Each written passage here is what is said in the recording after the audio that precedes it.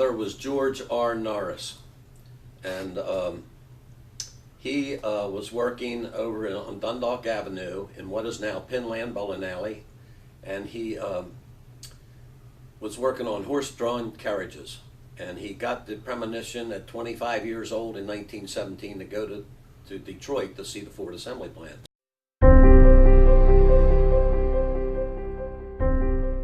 And when he got up there, Henry Ford was on the floor of the assembly plant, because in those days, the owner worked every day. So George R. Norris started talking to him, and Henry Ford asked him what he did. He said, "I work on horse-drawn carriages down in Baltimore." And Henry Ford asked him if he would like to be interested in selling cars. So my grandfather said, "Ship me a couple." So they shipped him a Model T Ford in 1917.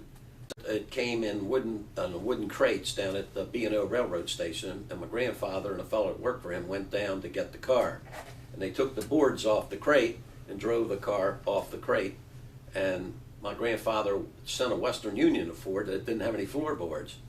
And the Ford assembly plant notified him that several of the crates, the boards, were marked left side floorboard right. You slide them in the iron bar underneath. So that was the floorboard. And of course, Henry Ford, it's so ingenious to think of that, because he didn't have to waste money on a floorboard. You used part of the crate. So that's how we started.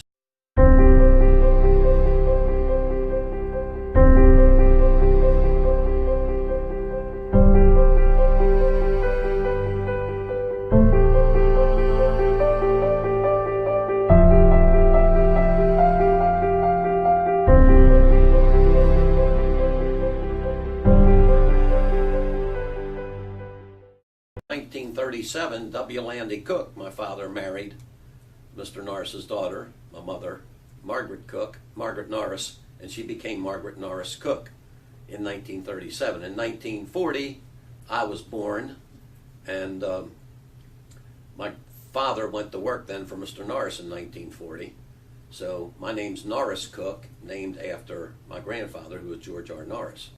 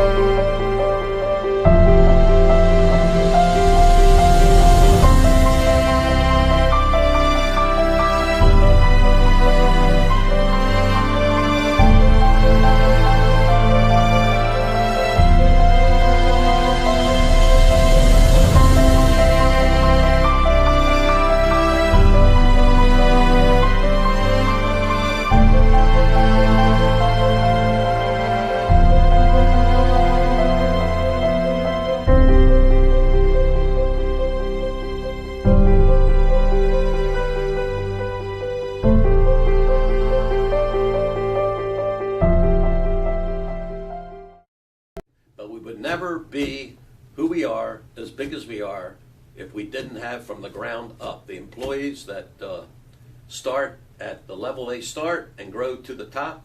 Without them, we would not be who we are.